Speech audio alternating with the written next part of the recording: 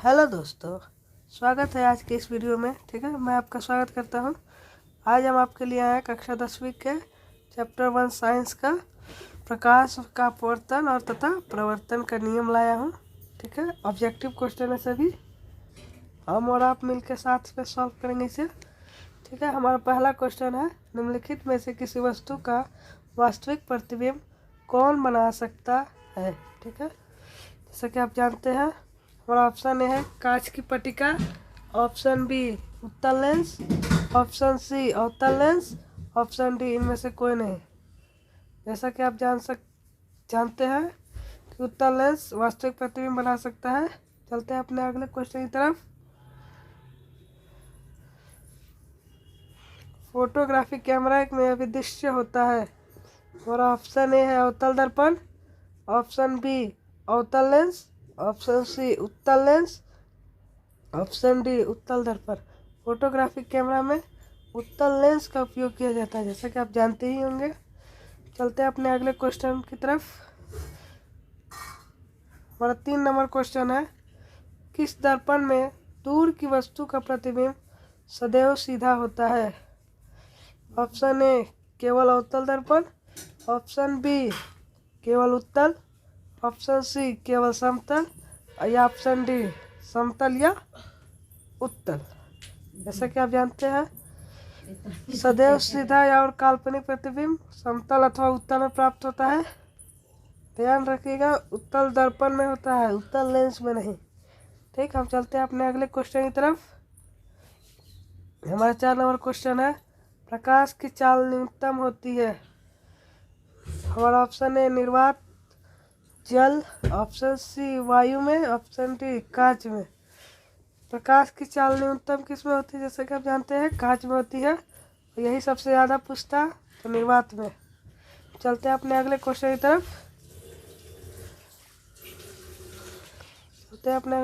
तरफ। और 5 number question है, एक पारदर्शी गोलीय कवच का बाहरी त्रिज्या 20 तथा भीतरी त्रिज्या 19.8 है। त्रिज्या परावर्तित प्रकाश के लिए कैसा व्यवहार करेगा। ठीक है, हमारा ऑप्शन ए है उत्तल लेंस की भांति, ऑप्शन बी प्रिज्म की भांति, ऑप्शन सी समांतर पट्टिका की भांति, ऑप्शन डी उत्तल लेंस की भांति। जैसा कि आप देख सकते हैं, उत्तल लेंस की भांति कार्य करेगा। चलते हैं अपने अगले क्वेश्चन की तरफ। हमारा 6 नंबर क्वेश्चन है, आपतन कोण आई, अपवर्तन कोण आर तथा पहले माध्यम के सापेक्ष दूसरे माध्यम का अपवर्तनांक N21 हो तो स्नेल के नियम से सिद्ध कीजिए। जैसे कि आप जानते हैं N21 equals to sign I बटा साइन आर, ये तो ट्रेंडिंग क्वेश्चन है। चलते हैं अपने अगले क्वेश्चन की तरफ। जब प्रकाश की किरण विरल से सघन माध्यम में जाती है तब आपतन कोण से परावर्तन कोण होता है बड़ा, छोटा या बराबर या बड़ा तथा छोटा दोनों। जैसे कि आप जानते हैं, विरल से सघन में जाएंगे तो छोटा और सघन से विरल में जाएंगे तो बड़ा। हमारा बी ऑप्शन करेक्ट। चलते हैं अपने अगले क्वेश्चन की तरफ। हमारा 8 नंबर क्वेश्चन है, हवा में प्रकाश की चाल 3 × 10⁸ तथा कांच में प्रकाश की चाल 2 × 10⁸ है। कांच का निरपेक्ष अपवर्तनांक Ng का मान होगा। जैसा कि आप जान सकते हैं, हमारा इसमें ऑप्शन ए है 3/2, option B 4/3, option C 3/4, option D 7/3। जैसा कि आप जानते हैं कि 3/2 इज करेक्ट। चलते हैं अपने अगले क्वेश्चन की तरफ। हमारा 9 नंबर क्वेश्चन है, जल तथा कांच का अपवर्तनांक 4/3 तथा 3/2 है तो जल का कांच के सापेक्ष अपवर्तनांक होगा। ठीक है, हमारा option A 2, option B half, option C 9/8 और या ऑप्शन डी 8/9। जैसा कि आप जानते हैं कि 8/9 होगा। चलते हैं अपने अगले क्वेश्चन की तरफ। जब आपतन कोण का मान क्रांतिक कोण के बराबर हो तो अपवर्तन कोण होगा। Option A 0 degree, option B 90 degree, option C 45 degree, option D 180 degree. आपतन कोण क्रांतिक कोण के बराबर हो तो 90 डिग्री होगा। तो अपने अगले क्वेश्चन की तरफ। पानी में हवा के बुलबुले चमकीले दिखाई देते हैं, इसका कारण क्या है?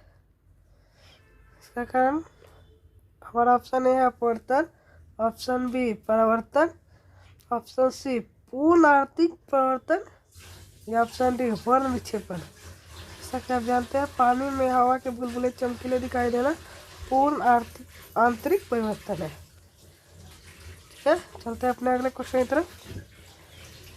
12 नंबर क्वेश्चन है, प्रकाश तरंग का उदाहरण है ध्वनिक तरंग का, विद्युत चुंबकीय तरंग का, पराबैंगनी तरंग का या परिश्रव तरंग का।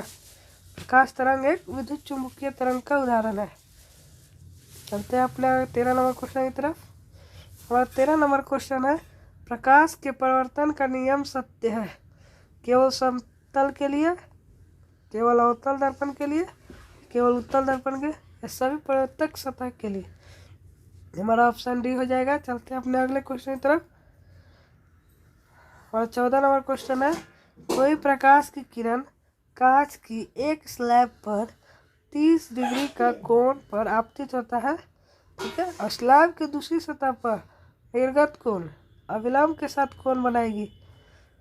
निर्गत कोण अविलंब के साथ आपतित किरण और निर्गत किरण एक ही साथ बनती है, 30 डिग्री वो होगा तो ये भी 30 डिग्री हो जाएगा। चलते हैं अपने अगले क्वेश्चन की तरफ।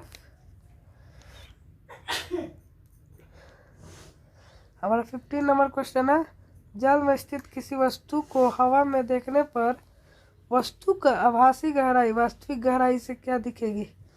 कम, ज़्यादा या बराबर या कम या बराबर? वास्तविक गहराई से कम गहराई दिखेगी। चलते हैं अपने अगले क्वेश्चन की तरफ। हमारा 16 नंबर क्वेश्चन है, उत्तल लेंस के द्वारा काल्पनिक और आभासी प्रतिबिंब बनता है जब वस्तु फोकस पर रहती है, फोकस की दूरी से कम दूरी पर रहती है, या अनंत पर रहती है, या अनंत फोकस दूरी के दुगनी दूरी तथा अनंत के बीच रहता है। जैसा कि आप जानते हैं फोकस दूरी से कम दूरी पर है तो उत्तल लेंस काल्पनिक प्रतिबिंब देता है।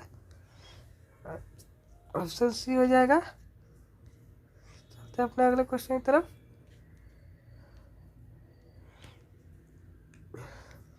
हमारा 17 नंबर क्वेश्चन है, किसी उत्तल लेंस के मुख्य अक्ष पर उसके फोकस तथा प्रकाश केंद्र के बीच रखे बिंब के प्रतिबिंब की स्थिति क्या होगी? दूसरी ओर बहुत दूर, बिंब की ओर, दूसरी ओर F और 2F के बीच, बिंब की ही ओर बहुत दूर। किसी उत्तल लेंस में मुख्य अक्ष उसके फोकस के प्रकाश केंद्र के बीच बिंब की दूरी बिंब की ही ओर होगी। चलते हैं अपने अगले क्वेश्चन की तरफ। और 18 नंबर क्वेश्चन है, किसी वस्तु तथा बिंब उत्तल लेंस के द्वारा बने हुए उसके वास्तविक प्रतिबिंब के बीच की दूरी लेंस की फोकस दूरी के दुगने से बड़ी नहीं हो सकती, 6 गुना से छोटी नहीं हो सकती, 4 गुना से छोटी नहीं हो सकती, 4 गुना से बड़ी नहीं हो सकती। किसी बिंब तथा उत्तल लेंस के द्वारा उसके वास्तविक प्रतिबिंब 4 गुना से छोटी नहीं हो सकती। हमारा ऑप्शन सी इज करेक्ट। चलते हैं अपने अगले क्वेश्चन की तरफ। इनमें से कौन सही है? उत्तल लेंस हमेशा अपवर्धित यानी आभासी प्रतिबिंब बनाता है। गलत है। हमारा बी नंबर ऑप्शन है, उत्तल लेंस में आभासी प्रतिबिंब अभिवर्धित होता है। सही। और उत्तल लेंस वास्तविक प्रतिबिंब बनाता है? नहीं। उत्तल लेंस आभासी प्रतिबिंब से छोटा होता है? नहीं। हमारा बी ऑप्शन करेक्ट होगा। चलते हैं अपने अगले क्वेश्चन की तरफ। हमारा 20 नंबर क्वेश्चन है, आपतित किरण और अविलंब के बीच के कोण को क्या कहते हैं? आपतित किरण और अविलंब के बीच को कोण को क्या कहते हैं? परावर्तन कोण, आपतन कोण, क्रांतिक कोण या अपवर्तन कोण। जैसा कि आप जानते हैं आपतित किरण और विलंब के बीच को आपतन कोण कहते हैं। चलते हैं अपने अगले क्वेश्चन की तरफ। हमारा 21 नंबर क्वेश्चन है, प्रकाश के अपवर्तन के कितने नियम है। जैसे कि आप जानते ही होंगे 2 नियम है। चलते हैं अपने अगले क्वेश्चन की तरफ। प्रकाश के अपवर्तन के कितने नियम है, इसके भी 2 ही नियम है। चलते हैं अपने अगले क्वेश्चन की तरफ। छोटा आभासी प्रतिबिंब प्राप्त हो सकता है समतल दर्पण में, अवतल दर्पण में, उत्तल दर्पण में या उत्तल लेंस में। छोटा और आभासी प्रतिबिंब उत्तल दर्पण में, याद रखिएगा दर्पण में, लेंस में नहीं। ठीक है, चलते हैं अपने अगले क्वेश्चन की तरफ। यदि लेंस का आधा भाग काले कागज में लपेट दिया जाए तो लेंस द्वारा पड़ने प्रतिबिंब पर क्या असर पड़ेगा। हमारा ऑप्शन ए कोई असर नहीं, ऑप्शन बी प्रतिबिंब मापने पर आधा होगा, ऑप्शन सी प्रतिबिंब लुप्त हो जाएगा, ऑप्शन डी प्रतिबिंब की चमक कम हो जाएगी। हमारा ऑप्शन डी हो जाएगा, इसमें प्रतिबिंब की चमक कम हो जाएगी, डी। चलते हैं अपने अगले क्वेश्चन की तरफ। हमारा 25 नंबर क्वेश्चन है, उत्तल लेंस पर प्रधान अक्ष के समांतर प्रकाश किरण पड़ रही है और उसके बीच का प्रकाशीय केंद्र और मुख्य फोकस के बीचों बीच एक उदग्र पर्दा रखा है तो पूरा पर्दा समान रूप से प्रकाशित होगा, पर्दा बीच में अधिक प्रकाशित होगा, पर्दा किनारे पर अधिक प्रकाशित होगा या पर्दा निचले भाग से अधिक प्रकाशित होगा। जैसा कि आप जानते हैं जब किसी पर्दे पर लाइट मारिएगा तो बीच से ज़्यादा प्रकाशित होगा। हमारा बी इज करेक्ट। चलते हैं अपने 26 नंबर क्वेश्चन की तरफ। 26 नंबर क्वेश्चन है, यदि वस्तु उत्तल लेंस के फोकस दूरी के दुगनी दूरी के बीच हो तो प्रतिबिंब होगा काल्पनिक और सीधा तथा छोटा बनेगा। ऑप्शन बी काल्पनिक उल्टा तथा बड़ा बनेगा, ऑप्शन सी वास्तविक उल्टा तथा छोटा बनेगा या ऑप्शन डी वास्तविक उल्टा तथा अविवर्धित बनेगा। जैसे कि आप जानते हैं उत्तल लेंस वास्तविक प्रतिबिंब उल्टा और छोटा बनाता है, जैसा कि यहाँ लिखा हुआ है। हमारा ऑप्शन डी करेक्ट है। चलते हैं अपने अगले क्वेश्चन की तरफ। 27 नंबर क्वेश्चन है, जब कोई वस्तु अनंत पर रहती है तो उत्तल लेंस के द्वारा उसका प्रतिबिंब बनता है फोकस तथा लेंस के बीच। ऑप्शन बी फोकस पर, ऑप्शन सी फोकस की दुगनी दूरी पर, ऑप्शन डी फोकस तथा अनंत के बीच। जैसा कि आप जानते हैं जब कोई अनंत पर वस्तु रखा होता है तो उसके द्वारा प्रतिबिंब फोकस पे बनेगा। चलते हैं अपने अगले क्वेश्चन की तरफ। हमारा 28 नंबर क्वेश्चन है, उत्तल लेंस के सामने एक बीम को लेंस के फोकस और प्रकाशीय केंद्र के बीच रखा है तो प्रतिबिंब बनता है काल्पनिक या आवर्धित। ऑप्शन बी वास्तविक और आवर्धित, ऑप्शन सी वास्तविक और छोटा, ऑप्शन डी काल्पनिक और छोटा। जैसा कि आप जानते हैं उत्तल लेंस में हमेशा उत्तल लेंस के सामने एक बीम रखा है, इसके फोकस और प्रकाशीय केंद्र के बीच तो काल्पनिक और आवर्धित हो जाएगा क्योंकि प्रकाशीय केंद्र के बीच में रखा गया है। चलते हैं अपने अगले क्वेश्चन की तरफ। साइकिल ले ली सरल सूक्ष्मदर्शी में किसका उपयोग होता है। जैसा कि आप जानते हैं हमारा ऑप्शन ए अवतल दर्पण, ऑप्शन बी उत्तल दर्पण, ऑप्शन सी अवतल लेंस, ऑप्शन डी उत्तल लेंस। जैसा कि आप जानते हैं माइक्रोस्कोप में उत्तल लेंस का यूज़ किया जाता है। चलते अपने अगले क्वेश्चन की तरफ। 30 नंबर क्वेश्चन है, किसी माध्यम के अपवर्तनांक का मान होता है। देखिए कितने बार रिपीटेड क्वेश्चन है। और ऑप्शन ए है साइन आई बटा sine R, option B sine R बटा sine I, option C sine I into sine R, option D sine I plus sine R. जैसा कि आप जानते हैं साइन आई बटा साइन आर होता है इसका ऑप्शन। A is correct. चलते हैं अपने अगले क्वेश्चन की तरफ। और 31 नंबर क्वेश्चन है, एक उत्तल लेंस होता है, सभी जगह से समान मोटाई का, बीच की अपेक्षा किनारों में मोटा, किनारों की अपेक्षा बीच में मोटा, ऑप्शन डी इनमें से कोई नहीं। जैसा कि आप जानते हैं उत्तल लेंस किनारों की अपेक्षा बीच में मोटा होता है। चलते अपने अगले क्वेश्चन की तरफ। हमारा 32 नंबर क्वेश्चन है, उत्तल लेंस का वर्धन बराबर होता है। ये भी बहुत ही इम्पोर्टेंट रिपीटेड क्वेश्चन है। चलते हैं अपने अगले क्वेश्चन। हमारा ऑप्शन ए है u by V, option B U V, option C U plus V, option D B by U. जैसा कि आप जानते हैं वास्तविक दूरी बटा काल्पनिक दूरी होती है। चलते हैं अपने अगले क्वेश्चन की तरफ।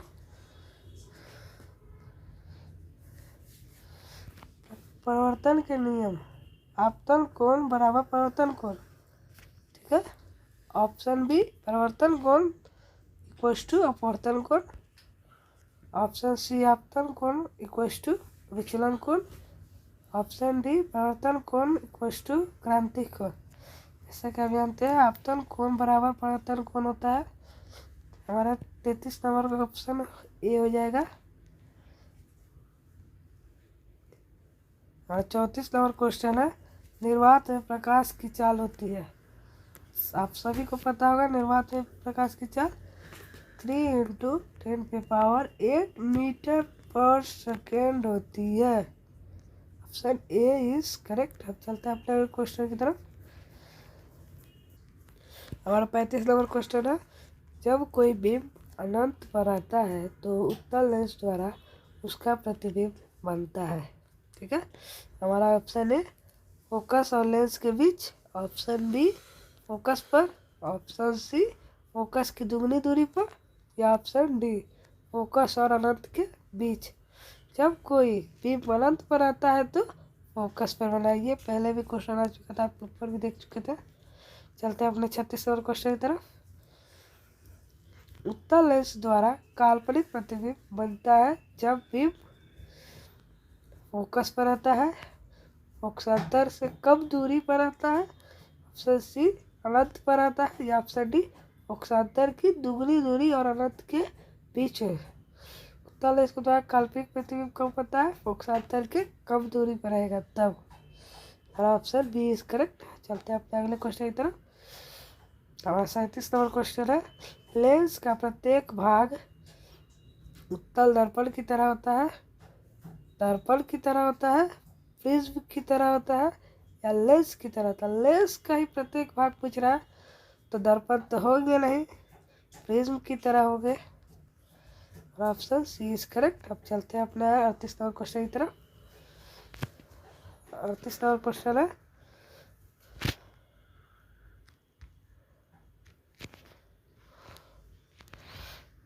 समतल दर्पण द्वारा प्रतिबिंब हमेशा क्या होता है, आप सभी को पता होगा काल्पनिक होता है। चलते हैं अपने अगले क्वेश्चन की तरफ। और 38 नंबर क्वेश्चन है, काल्पनिक प्रतिबिंब हमेशा क्या होता है, सीधा होता है। ये भी आप सभी को पता होगा। उल्टा वास्तविक होता है,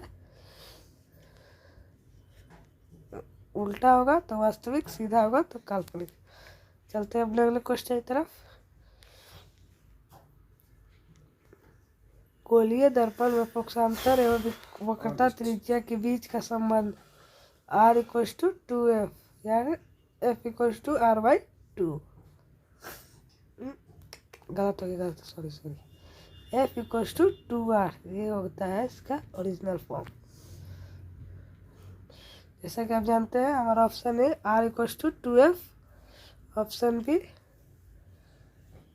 f = r, option C f = 2r, option D r = f/2। हमारा option A is correct, f = r/2 होता है। ये भी सही उसी के हिसाब से लिखा है। हमारा f =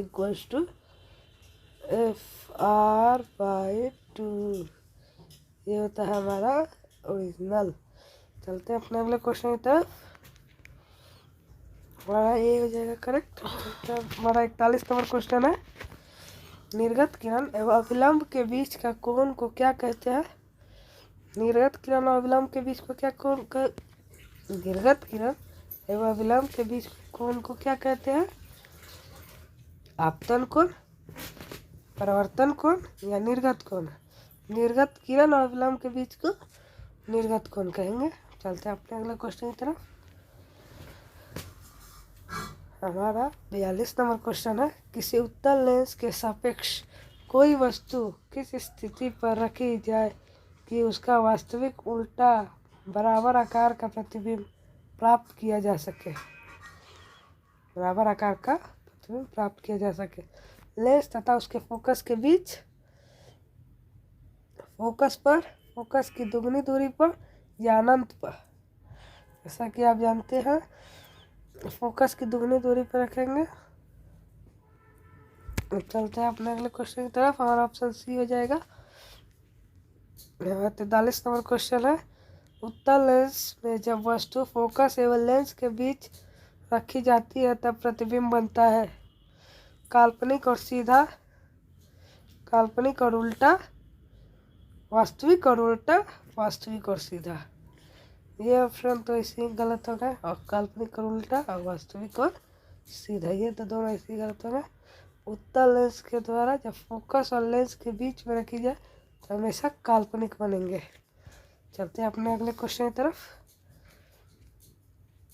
हमारा 44 नंबर क्वेश्चन है, प्रकाश की चाल सबसे पहले किसने बताई थी? हमारा ऑप्शन है Faraday, option B Newton, option C Roemer, option D Edison. जैसा कि आप जानते हैं प्रकाश की चाल को सबसे पहले रोमर ने बताया था। चलते हैं अपने अगले क्वेश्चन की तरफ। हमारा 45 नंबर क्वेश्चन है, कार की हेडलाइट में निम्न में से किस दर्पण का प्रयोग किया जाता है? ऑप्शन ए समतल, ऑप्शन बी गोलीय दर्पण, ऑप्शन सी परवलयाकार अवतल दर्पण या ऑप्शन डी इनमें से कोई नहीं। जैसा कि आप जानते हैं कार के हेडलाइट पर अवतल दर्पण का उपयोग किया जाता है, लेकिन इसमें परवलयाकार अवतल दर्पण दिया है, इसीलिए सी हो जाएगा। चलते हैं अपने अगले क्वेश्चन की तरफ। हमारा 46 नंबर क्वेश्चन है, किसी वस्तु का आवर्धित प्रतिबिंब बनता है? ऑप्शन ए अवतल दर्पण से, ऑप्शन बी समतल दर्पण से, ऑप्शन सी उत्तल दर्पण से या ऑप्शन डी सब प्रकार के दर्पण से। किसी वस्तु का आवर्धित प्रतिबिंब कब बनता है? अवतल दर्पण से, यानी वास्तविक। आवर्धित बोले या वास्तविक बोले हमारा वही होता है, सेम होता है। तो अवतल दर्पण से हमारा वास्तविक प्रतिबिंब बनता है। चलते हैं अपने अगले क्वेश्चन की तरफ। 47 नंबर क्वेश्चन है, काल्पनिक प्रतिबिंब हमेशा सीधा होता है, उल्टा होता है, तिरछा होता है, औधा होता है। जैसा कि हमने पहले ही बताया आपको, सीधा होता है। चलते हैं अपने अगले क्वेश्चन की तरफ। हमारा 48 नंबर क्वेश्चन है, निम्न में से किस दर्पण का फोकस दूरी धनात्मक होगा? समतल दर्पण, उत्तल दर्पण, अवतल दर्पण या इनमें से कोई नहीं। फोकस दूरी धनात्मक उत्तल दर्पण का होगा, दोनों का ऋणात्मक होगा, इनमें से सभी तो हो ही नहीं सकता, इसके लिए उत्तल दर्पण हो जाएगा इसका। चलते हैं अपने अगले क्वेश्चन की तरफ। हमारा 49 नंबर क्वेश्चन है, हजामत बनाने के लिए किस दर्पण का प्रयोग किया जाता है? ये बहुत ही इंपॉर्टेंट क्वेश्चन है, लगातार पूछे गए हैं। ऑप्शन ए उत्तल दर्पण, ऑप्शन बी अवतल दर्पण, ऑप्शन सी समतल दर्पण, उपयुक्त तीनों। हजामती दर्पण का उपयोग अवतल दर्पण को ही कहा जाता है, हजामती दर्पण। ठीक है, चलते हैं अपने अगले क्वेश्चन की तरफ। 50 नंबर क्वेश्चन है, जल कांच एवं हीरे में प्रकाश की चाल क्या होती है? ठीक है, कांच का सबसे ज़्यादा, हीरे का उससे कम, और उससे भी कम जल का। और ऑप्शन ए है, ऑप्शन बी है जल का सबसे ज़्यादा, उससे कम कांच का, उससे कम हीरे का। वो भी ऑप्शन सी है, कांच का सबसे ज़्यादा, उससे कम हीरे का, उससे कम जल का। और ऑप्शन डी है जल का सबसे ज़्यादा, उससे कम हीरे का, उससे कम जल कांच का। जैसा कि आप जानते हैं हमारा ऑप्शन बी इज करेक्ट, जल का सबसे ज़्यादा, उससे कम कांच का, उससे कम हीरे का। और ऑप्शन बी इज करेक्ट। तारे टिमटिमाते हैं प्रकाश के अपवर्तन के कारण या परावर्तन के कारण, या ऑप्शन सी परिकिरण के कारण, या ऑप्शन डी श्यानता के कारण। जैसा कि आप जानते हैं तारे टिमटिमाते हैं प्रकाश के अपवर्तन के कारण। हमारा ऑप्शन ए इज करेक्ट। चलते हैं अपने अगले क्वेश्चन की तरफ। और 52 नंबर क्वेश्चन है, निम्न में से किस रंग का अपवर्तनांक सबसे अधिक होता है? लाल रंग, बैगनी रंग, हरा रंग और पीला रंग। लाल रंग का सबसे कम होता है, क्या कम होता है, और बैगनी का सबसे ज़्यादा होता है। चलते हैं अपने अगले क्वेश्चन की तरफ। हमारा 53 नंबर क्वेश्चन है, प्रकाश तरंग की प्रकृति है अनुप्रस्थ या अनुदैर्ध्य, या दोनों, या इनमें से कोई नहीं। जैसा कि आप जानते हैं प्रकाश तरंग की प्रकृति अनुप्रस्थ तरंग कहलाती है। चलते हैं अपने अगले क्वेश्चन की तरफ। 54 नंबर क्वेश्चन है, एक उत्तल लेंस की फोकस दूरी 25 सेंटीमीटर है, उसकी क्षमता क्या होगी? ठीक है, जैसा कि आप जानते हैं उत्तल लेंस में प्लस होते हैं, तो ये दोनों तो हट गए। 25 यानी 25 डिवाइडेड बाई 100 कट गया, यानी 4 प्लस में हमारा 4 प्लस में हो जाएगा। हम चलते हैं अपने अगले क्वेश्चन की तरफ। 55 नंबर क्वेश्चन है, एक अवतल लेंस की फोकस दूरी 20 सेंटीमीटर है, तो इसकी क्षमता क्या होगी? अवतल लेंस में हमेशा निगेटिव होगा, तो ये दोनों में से कोई एक हो सकता है। इसको सीधा जांचो, 20/100, इसको इससे काटे 5 आया, -5 dioptre. Option D is correct. चलते हैं अपने अगले क्वेश्चन की तरफ। 5 सेंटीमीटर ऊंचा बीम अवतल दर्पण के सामने मुख्य अक्ष पर लंबवत रखा गया। दर्पण के बीम की दूरी दर्पण की वक्रता त्रिज्या के बराबर है, तो बने वास्तविक प्रतिबिंब की ऊंचाई क्या होगी?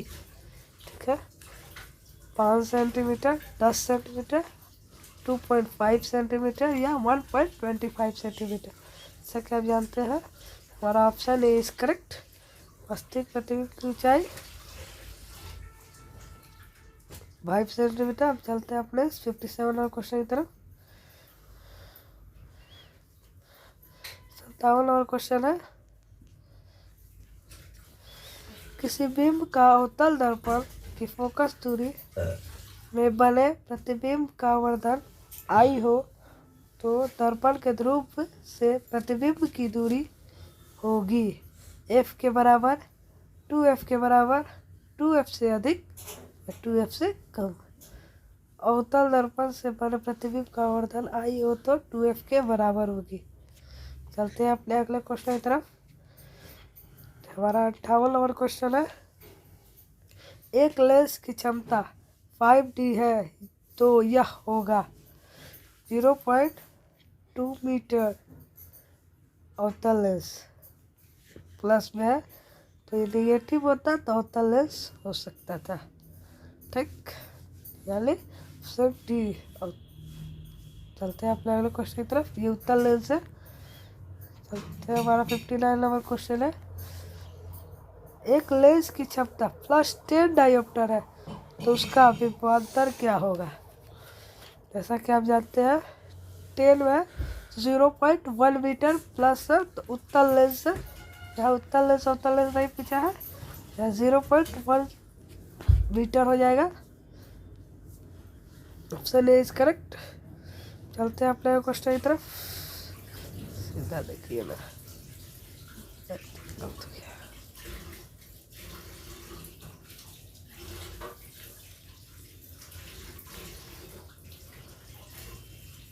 ये 0.1 मीटर हो गया। चलते हैं अपने अगले क्वेश्चन की तरफ। वस्तु का बड़ा और आभासी प्रतिबिंब बनता है ए उत्तल दर्पण में, ऑप्शन बी अवतल दर्पण से, ऑप्शन सी समतल दर्पण से, या ऑप्शन डी ऐसे कोई नहीं। आभासी प्रतिबिंब कब बनता है? बड़ा प्रतिबिंब उत्तल दर्पण से छोटा होता है, तो उत्तल दर्पण से हो सकता है। चलते हैं अपने अगले क्वेश्चन की तरफ। 61 है, सोलर कुकर में प्रयोग किया जाता है अवतल दर्पण का, उत्तल दर्पण का, समतल दर्पण का, या उत्तल या अवतल दर्पण दोनों का। जैसा कि आप जानते हैं सोलर कुकर का प्रयोग अवतल दर्पण में किया जाता है। चलते हैं अपने अगले क्वेश्चन की तरफ। और 62 नंबर क्वेश्चन है, पानी में डूबे एक उत्तल लेंस की फोकस दूरी हवा में इसके फोकस दूरी की अपेक्षा अधिक होगी, कम होती है, अपवर्तित रहती है, इनमें से कोई नहीं। जैसा कि आप जानते हैं पानी में उत्तल लेंस की फोकस दूरी कम होती है। चलते हैं अपने अगले क्वेश्चन की तरफ। 63 नंबर क्वेश्चन है, किस लेंस का प्रयोग कर दीर्घ दृष्टि दोष को संशोधित किया जा सकता है। दीर्घ दृष्टि दोष, ऑप्शन ए अवतल लेंस, ऑप्शन बी उत्तल लेंस, ऑप्शन सी कभी अवतल लेंस और कभी उत्तल लेंस दोनों, ऑप्शन डी बेलनाकार लेंस। दीर्घ 2 अक्षर है, यही 3 होगा, उत्तल लेंस हो जाएगा। यही निकट होता, यही निकट तो अवतल हो जाता, अवतल। ठीक है, अब चलते हैं अपने वाले क्वेश्चन की तरफ। आप इतना याद रखिएगा, दीर्घ यानी 2 अक्षर है तो 3 वाला उत्तल लेंस होगा, निकट है 3 अक्षर है तो अवतल 4 अक्षर वाला वो होगा। ठीक है, अब चलते हैं अपने वाले क्वेश्चन की तरफ। 64 नंबर क्वेश्चन है, नई कार्तीय चिन्ह परिपाटी के अनुसार दर्पण के सामने रखे गए बिंब की दूरी ली जाती है धनात्मक, ऋणात्मक, कभी धनात्मक कभी ऋणात्मक, या इनमें से कोई नहीं। नई कार्तीय चिन्ह परिपाटी के अनुसार दर्पण के सामने रखी वस्तु को ऋणात्मक ली जाती है। चलते हैं अपने अगले क्वेश्चन की तरफ। हमारा 65 नंबर क्वेश्चन है, किसी शब्दकोश में पाए गए छोटे अक्षरों को पढ़ते समय आप निम्नलिखित में से कौन सा लेंस उपयोग करना पसंद करेंगे। 20 सेंटीमीटर फोकस दूरी वाला उत्तल लेंस, 50 सेंटीमीटर वाला फोकस दूरी का उत्तल lens, option B 50 centimetre focus दूरी का उत्तल lens, option C 5 centimetre focus दूरी का उत्तल लेंस, ऑप्शन डी 5 सेंटीमीटर दूरी का अवतल लेंस। जैसा कि आप जानते हैं छोटे अक्षरों के शब्दकोश को पढ़ने के लिए 50 सेंटीमीटर का अवतल लेंस उपयोग किया जाता है। मैग्नीफाइंग ग्लास में भी इसका यूज़ किया जाता है। चलते हैं अपने अगले क्वेश्चन की तरफ।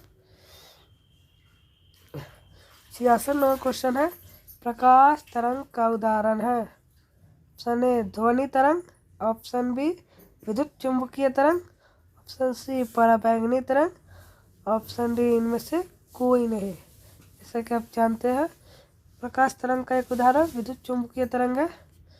चलते हैं अपने अगले क्वेश्चन की तरफ। 67 नंबर क्वेश्चन है, एक अवतल दर्पण के सामने 20 सेंटीमीटर की दूरी पर कोई वस्तु या बिंब रखा गया है। वास्तविक प्रतिबिंब दर्पण से 30 सेंटीमीटर की दूरी पर बनता है, तो प्रतिबिंब का आवर्धन क्या होगा। ठीक है, यानी 20/30 नहीं 30/20 कटा 1.5 आ जाएगा। और क्या रखा है अवतल यानी निगेटिव। चलते हैं अपने अगले क्वेश्चन की तरफ। 68 नंबर क्वेश्चन है, ऐसे पदार्थ जिनसे होकर प्रकाश आसानी से पार कर जाता है वे क्या कहे जाते हैं। पार कर जाता है पारदर्शी पदार्थ। चलते हैं अपने अगले क्वेश्चन की तरफ। परिवर्तन का कोण होता है आपतित किरण और दर्पण की सतह के बीच का कोण। ऑप्शन बी आपतित किरण और दर्पण की सतह के खींचे गए विलंब के बीच का कोण। ऑप्शन सी परिवर्तन किरण और दर्पण की सतह के बीच का कोण। ऑप्शन डी परावर्तित किरण और दर्पण की सतह पर खींचे गए अविलंब के बीच का कोण। जैसा कि आप जानते हैं, परावर्तित किरण के दर्पण की सतह पर खींचे गए विलंब के बीच के कोण को कहा जाता है। चलते हैं अपने अगले क्वेश्चन की तरफ। 17 नंबर क्वेश्चन है, एक दर्पण से किसी भी दूरी पर रखी एक वस्तु का सीधा प्रतिबिंब ही प्राप्त होता है। दर्पण क्या हो सकता है? सीधा है तो समतल अथवा उत्तल, ये तो जुबान पे होना चाहिए। चलते हैं अपने अगले क्वेश्चन की तरफ।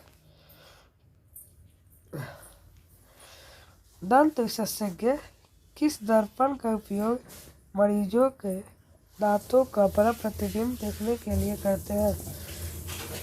ये बहुत इजी और ट्रेंडिंग क्वेश्चन है, अवतल दर्पण। चलते हैं अपने अगले क्वेश्चन की तरफ। कौन सा लेंस अपसारी लेंस भी कहा जाता है? जैसा कि आप जानते हैं, लेंस पूछा जाए तो अवतल और दर्पण पूछा जाए तो उत्तल दर्पण। उत्तल दर्पण, दर्पण, ठीक है। अपसारी लेंस कहा जाए तो अवतल, और अपसारी दर्पण कहा जाए तो उत्तल दर्पण, ठीक है। चलते हैं अपने क्वेश्चन की तरफ। एक प्रयोग में अवतल दर्पण द्वारा किसी बिंब का प्रतिबिंब एक पर्दे पर प्राप्त किया जाता है। दर्पण की फोकस दूरी को निर्धारित करने के लिए प्रयोगकर्ता को मापने की जरूरत है। दर्पण तथा बर्तन पर्दे के बीच की दूरी, ऑप्शन बी। दर्पण तथा बिंब के बीच की दूरी को, ऑप्शन सी। ए और बी दोनों को, ऑप्शन डी इनमें से कोई नहीं। पर्दे पर अवतल दर्पण द्वारा बिंब के पर्दे को प्राप्त करने के लिए दर्पण और पर्दे के बीच की दूरी और दर्पण तथा बिंब के बीच की दूरी दोनों को मापनी जरूरी है, और ऑप्शन ए और बी दोनों हो जाएगा। चलते हैं अपने अगले क्वेश्चन की तरफ। 74 नंबर क्वेश्चन है, गोलीय दर्पण के परावर्तक पृष्ठ की वृत्ताकार सीमा रेखा का व्यास क्या कहलाता है? मुख्य फोकस, वक्रता त्रिज्या, प्रधान अक्ष, गोलीय दर्पण का द्वारक। गोलीय दर्पण के परावर्तक पृष्ठ का वृत्ताकार सीमा को गोलीय दर्पण का द्वारक कहा जाता है। चलिए अब चलते हैं अपने अगले क्वेश्चन की तरफ। निम्नलिखित में से कौन सा उत्तल दर्पण की फोकस दूरी जिसकी वक्रता त्रिज्या 32 है? ठीक है, उत्तल दर्पण यानी प्लस पॉजिटिव हो जाएगा। F equals to R by two, F equals to R by two, जैसा कि आप जानते हैं आर दिया हुआ है 32, आर 32 दिया हुआ है और 2 कटा 16, पॉजिटिव 16, सी इज करेक्ट। अब चलते हैं अपने अगले क्वेश्चन की तरफ। संबंध F equals to R by two सत्य है उत्तल दर्पण के लिए, परंतु अवतल के लिए नहीं। Option A is wrong. Option B, अवतल दर्पण के लिए परंतु उत्तल दर्पण के लिए नहीं, बी भी रॉन्ग। ऑप्शन सी, उत्तल तथा अवतल दोनों प्रकार के दर्पणों के लिए, सी इज करेक्ट। चलते हैं अपने अगले क्वेश्चन की तरफ। दैट इज करेक्ट होता है। जब कोई वस्तु अवतल दर्पण के फोकस पर रहती है तो उसका प्रतिबिंब केंद्र पर बनता है। ऑप्शन बी, अनंत पर बनता है। ऑप्शन सी, ध्रुव पर बनता है, या ऑप्शन डी, दर्पण के पीछे बनता है। जब कोई अवतल दर्पण के फोकस पर रहेगी तो वस्तु अनंत पर बनेगी। Option B is correct. चलते हैं अपने अगले क्वेश्चन की तरफ। हमारा 78 नंबर क्वेश्चन है, यदि किसी बिंब का प्रतिबिंब का आवर्धन ऋणात्मक हो तो उसके प्रतिबिंब की प्रकृति क्या होगी? ऋणात्मक है तो वास्तविक और उल्टा। चलते हैं अपने अगले क्वेश्चन की तरफ। 79 नंबर क्वेश्चन है, किसी लेंस के द्वारा उत्पन्न आवर्धन का ऐसा मात्रक क्या है? ये बहुत ही इम्पोर्टेंट क्वेश्चन है। इसका क्या हो जाएगा? मीटर, सेंटीमीटर, mm या मात्र विहीन, ये बहुत बार पूछा जाता है। मात्र विहीन हो जाएगा इसका ऑप्शन, डी इज करेक्ट। चलते हैं अपने अगले क्वेश्चन की तरफ। टॉर्च एवं वाहनों के अग्रदीप यानी हेडलाइट के किस दर्पण का प्रयोग किया जाता है? ये पहले भी आ चुका है, अवतल दर्पण का। चलते हैं अपने अगले क्वेश्चन की तरफ। वाहनों के साइड मिरर में किस दर्पण का प्रयोग किया जाता है? जैसा कि आप जानते हैं, हेडलाइट में अवतल दर्पण और साइड मिरर के रूप में उत्तल दर्पण का उपयोग किया जाता है। Sir B is correct. चलते हैं अपने अगले क्वेश्चन की तरफ। 82 नंबर क्वेश्चन है, निम्नलिखित में से गलत कथन को चिन्हित कीजिए। अवतल दर्पण से आभासी प्रतिबिंब प्राप्त होता है, गलत। आभासी प्रतिबिंब प्राप्त हो सकता है, ठीक। अब चलते हैं अपने अगले क्वेश्चन की तरफ। अवतल दर्पण में वस्तु से छोटा आभासी प्रतिबिंब बनता है, हाँ बनता है। उत्तल दर्पण में आभासी प्रतिबिंब बनता है, हाँ। उत्तल दर्पण में कभी भी वास्तविक प्रतिबिंब नहीं बन सकता, ये सही नहीं है।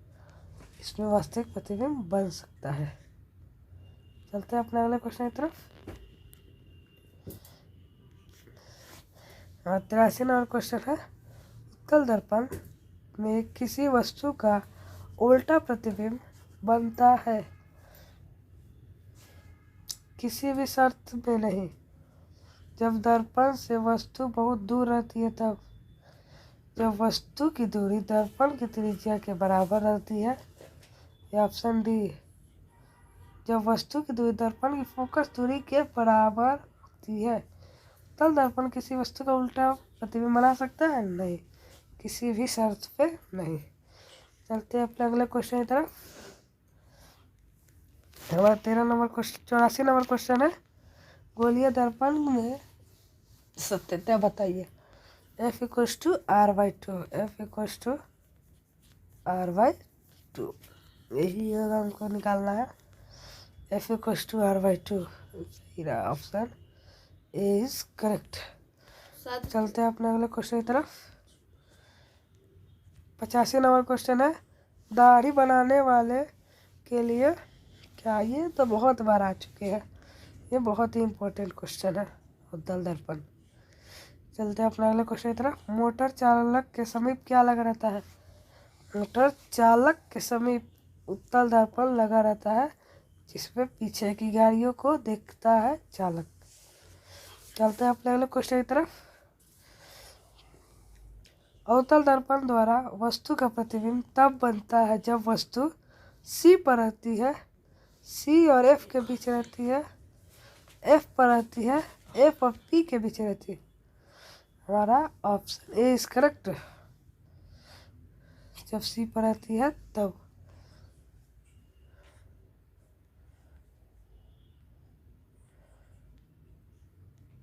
हमारा 88 नंबर क्वेश्चन है, इनमें से कौन सा दर्पण सूत्र है? ठीक है, 1/v + u = 1/f हमें बताना है। ऑप्शन ए इज करेक्ट है। चलते हैं अपने अगले क्वेश्चन की तरफ। लेंस में कितने फोकस होते हैं? जैसा कि आपको पता होगा, 2 फोकस होते हैं। चलते हैं अपने अगले क्वेश्चन की तरफ। लेंस की क्षमता का SI मात्रक क्या होगा? डायोप्टर होते हैं, एंगस्ट्रॉम होता है, ऑप्शन सी ल्यूमेन होता है, ऑप्शन डी लक्स होता है। जैसा कि आप जानते हैं, लेंस की क्षमता का SI मात्रक डायोप्टर होता है। 91 नंबर क्वेश्चन है, प्रकाश गमन करता है सीधी रेखा, ऑप्शन बी तिरछी रेखा में, ऑप्शन सी टेढ़ी मेढ़ी रेखा में, ऑप्शन डी इनमें से कोई नहीं। जैसा कि आप जानते हैं, प्रकाश सीधी रेखा में गमन करता है, ऑप्शन ए इज करेक्ट। अब चलते हैं अपने अगले क्वेश्चन पर। और 92 नंबर क्वेश्चन है, उत्तल दर्पण के सामने एक वस्तु को रखा गया है जिसकी संख्या प्रतिबिंब की प्रकृति कैसी होगी? ऑप्शन ए काल्पनिक, ऑप्शन बी वास्तविक, ऑप्शन सी वास्तविक और काल्पनिक दोनों, ऑप्शन डी इनमें से कोई नहीं। जैसा कि आप जानते हो, उत्तल दर्पण काल्पनिक प्रतिबिंब बना, तो ऑप्शन ए इज करेक्ट। चलते हैं अपने अगले क्वेश्चन की तरफ। और 93 नंबर क्वेश्चन है, अवतल दर्पण की फोकस दूरी उसकी वक्रता त्रिज्या के आधी होती है, बराबर होती है, दुगुनी होती है या चौगुनी होती है। अवतल दर्पण की फोकस दूरी और वक्रता त्रिज्या की आधी होती है। चलते हैं अपने अगले क्वेश्चन की तरफ। एक अवतल दर्पण की फोकस दूरी 10 सेंटीमीटर है, तो उसकी वक्रता त्रिज्या उसकी आधी होगी, नहीं दोगुनी होगी। जब फोकस दूरी दी हुई है तो दोगुनी होगी, 20 होनी चाहिए। आंसर है गलत है। अवतल दर्पण 20, बी इज करेक्ट। चलते हैं अपने अगले क्वेश्चन की तरफ। एक अवतल दर्पण की वक्रता त्रिज्या 20 सेंटीमीटर है, तो अवतल के सामने के ध्रुव से 8 सेंटीमीटर पर एक वस्तु, इसका प्रतिबिंब दर्पण और फोकस पर बनेगा। ऑप्शन बी अनंत पर बनेगा, ऑप्शन सी दर्पण के पीछे बनेगा, ऑप्शन डी दर्पण के आगे फोकस और वक्रता केंद्र के बीच बनेगा। जैसा कि आप जानते हैं दर्पण के पीछे बनेगा। चलते हैं अपने अगले question, C is correct. 96 number question है, अवतल दर्पण के सामने 20 सेंटीमीटर ऊंची एक वस्तु रखी गई है, जिसका प्रतिबिंब दर्पण से 6 सेंटीमीटर ऊंचा बनता है। प्रतिबिंब दर्पण के पीछे बनता है, दर्पण के फोकस पर बनता है, दर्पण के वक्रता केंद्र पर बनता है, या ऑप्शन डी दर्पण के वक्रता केंद्र तथा अनंत के बीच बनता है। जैसा कि आप जानते हैं ऑप्शन ए इज करेक्ट, दर्पण के पीछे बनता है। ये इज करेक्ट। चलते हैं अपने अगले क्वेश्चन की तरफ। 95 नंबर क्वेश्चन है, एक गोलीय दर्पण 6 सेंटीमीटर की दूरी पर रखे एक वस्तु का प्रतिबिंब और दर्पण से 30 सेंटीमीटर की दूरी पर उसी ओर बनता है जिस और वस्तु को दर्पण का आवर्धन है। जैसा कि आप जानते हैं 40 और 6 यानी 5 इज करेक्ट। चलते हैं अपने अगले क्वेश्चन की तरफ।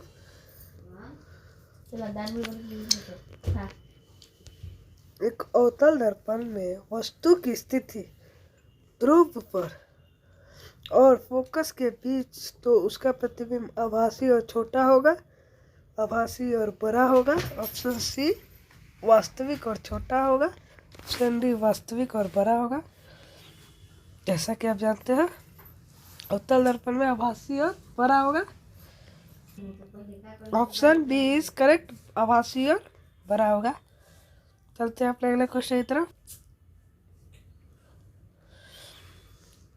98 नंबर क्वेश्चन है, निम्नलिखित में से किस लेंस को अभिसारी लेंस कहा जाता है। जैसा कि आप जानते हैं ये पहले भी क्वेश्चन आ चुका है, तो लेंस को कहा जाता है। चलते हैं अपने अगले क्वेश्चन की तरफ। दर्पण के सामने किसी भी वस्तु, किसी भी दूरी पर स्थित वस्तु का प्रतिबिंब सीधा प्रतीत होता है, तो वह दर्पण होता है। केवल समतल, केवल अवतल, केवल उत्तल, या तो समतल अथवा उत्तल। क्या आप जानते हैं सीधा प्रतिबिंब समतल दर्पण में होता है। चलिए इस तरह अब चलते हैं अपने क्वेश्चन की तरफ।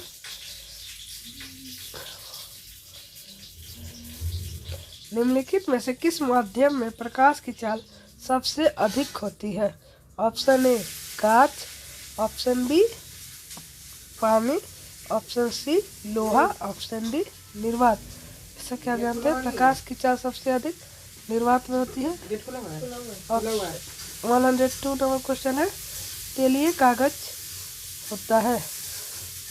जैसा कि आप जानते हैं ऑप्शन ए पारदर्शक, ऑप्शन बी अपारदर्शक, ऑप्शन सी पारभाषक, ऑप्शन डी में से कोई नहीं। तेलीय कागज पारभाषक रूप होता है, ऑप्शन सी इज करेक्ट। अब चलते हैं अपने अगले क्वेश्चन की तरफ। और 103 नंबर क्वेश्चन है, समतल दर्पण की फोकस दूरी होती है। समतल दर्पण की फोकस दूरी अनंत होती है, ऑप्शन ए इज करेक्ट। ये इसमें जानना क्या है। 104 नंबर क्वेश्चन है, अवतल दर्पण के सामने वस्तु को कहाँ रखा जाए ताकि प्रतिबिंब उल्टा वास्तविक और समान आकार का बने।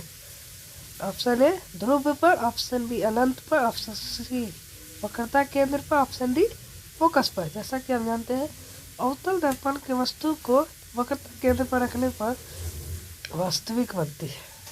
Option C is correct.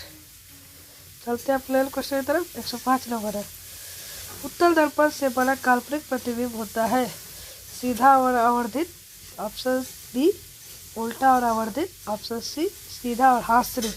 हास्यरहित का मतलब काल्पनिक होता है, तो option C is correct. D को जाने की जरूरत भी नहीं। चलते हैं अपने अगले क्वेश्चन की तरफ। अवतल दर्पण द्वारा बना प्रतिबिंब आभासी तथा सीधा होता है जब वस्तु फोकस पर रहती है।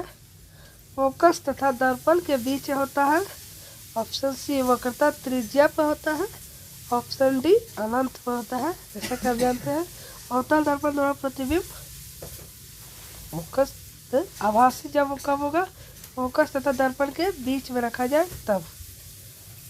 Option D is correct. चलते हैं अपने अगले क्वेश्चन की तरफ। 107 नंबर क्वेश्चन है, 10 सेंटीमीटर फोकस दूरी का उत्तल दर्पण के सामने 20 सेंटीमीटर की दूरी पर एक वस्तु को रखने पर प्रतिबिंब कैसा होगा। दर्पण के पीछे बनेगा, दर्पण तथा फोकस के बीच बनेगा, फोकस पर बनेगा, संधि दर्पण तथा वक्रता केंद्र पर बनेगा। जैसा कि आप जानते हैं दर्पण तथा वक्रता केंद्र पर बनेगा। Option D is correct. हम चलते हैं अपने अगले क्वेश्चन की तरफ।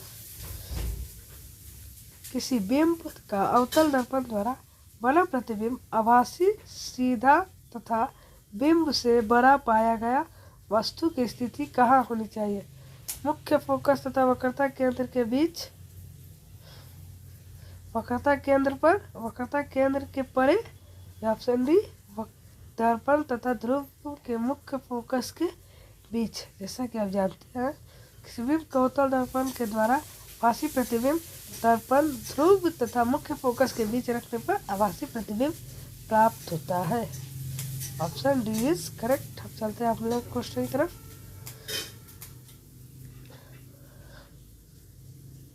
किसी दर्पण से आप चाहे कितनी भी दूरी पर खड़े हो, आपका प्रतिबिंब सदैव सीधा प्रतीत होता है, समवत दर्पण है। जैसे कि आप जानते हैं समतल दर्पण पे प्राप्त होता है। चलते हैं अपने अगले क्वेश्चन की तरफ। हमारा 110 नंबर क्वेश्चन है, अवतल दर्पण में प्रतिबिंब बड़ा आभासी बनने के लिए वस्तु को निम्नलिखित में से कौन से स्थान पर रखा जाता है। ठीक है, फोकस पर, फोकस के अंदर, ऑप्शन सी फोकस तथा वक्रता केंद्र के बीच, ऑप्शन डी वक्रता केंद्र पर। अवतल दर्पण में आभासी प्रतिबिंब बनाने के लिए वस्तु को फोकस के अंदर रखा जाता है। Option B is correct. चलते हैं अपने क्वेश्चन की तरफ। निम्न में से कौन सा पदार्थ लेंस के उपयुक्त नहीं किया जा सकता। जल, पीतल, कांच, या इनमें से कोई नहीं। जैसा कि आप जानते हैं लेंस बनाने के लिए पीतल का यूज कभी नहीं किया जाता, जिसमें मिट्टी उट्टी का क्वेश्चन आता है। सबके आप ले लें क्वेश्चन की तरफ। एक गोलीय दर्पण में फोकस दूरी 20 सेंटीमीटर है। यह गोलीय दर्पण कैसा होगा, प्लस है तो अच्छा प्लस है तो उत्तल दर्पण। Option D is correct. चलते हैं अपने नेक्स्ट क्वेश्चन की तरफ। तालाब का जल कम गहरा दिखाई का कारण क्या है।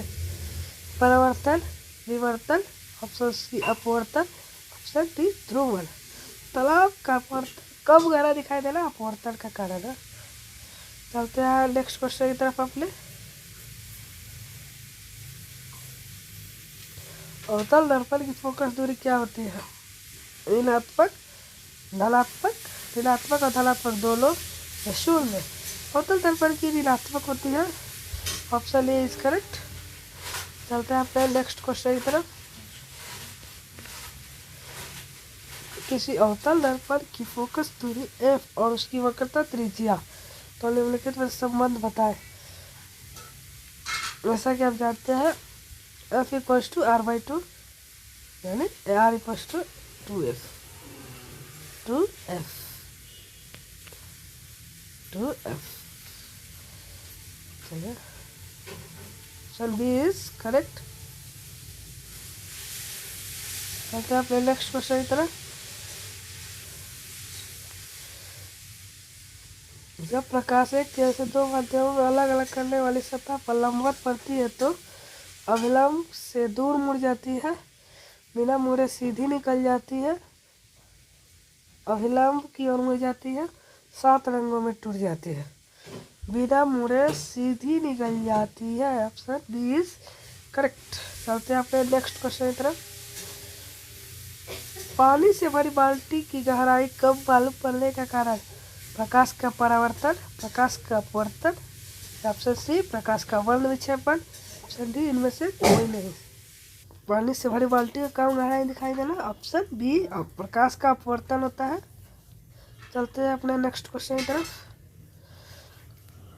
जब प्रकाश एक माध्यम से दूसरे माध्यम में जाता है तब अपवर्तन होता है। प्रकाश की चाल के परिवर्तन होने के कारण, प्रकाश की चाल के परिवर्तन नहीं होने का, प्रकाश की चाल के परिवर्तन, प्रकाश के रंग के में परिवर्तन होने के कारण, इनमें से कोई नहीं।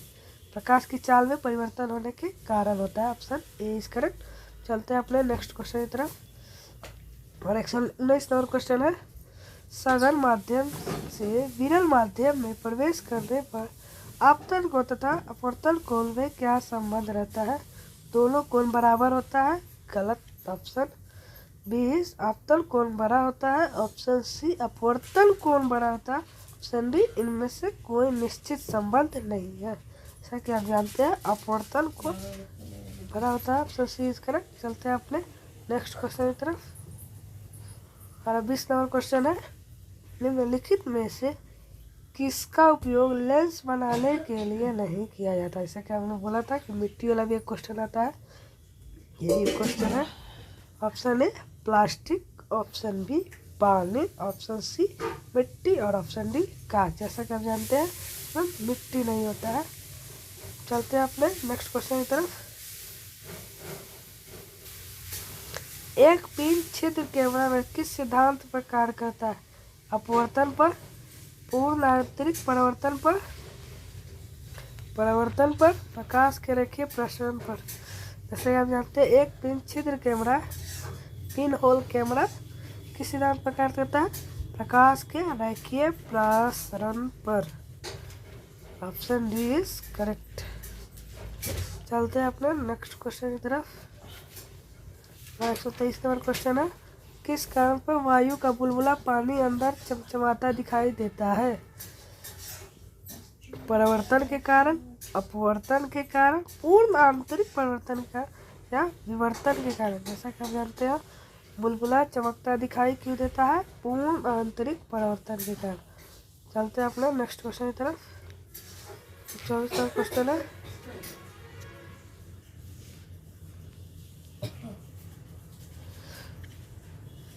हवा या निर्वात में प्रकाश की चाल होती है। जैसा कि हम जानते हैं हवा या निर्वात में प्रकाश की चाल 2.25 इंटू 10⁸ होती है।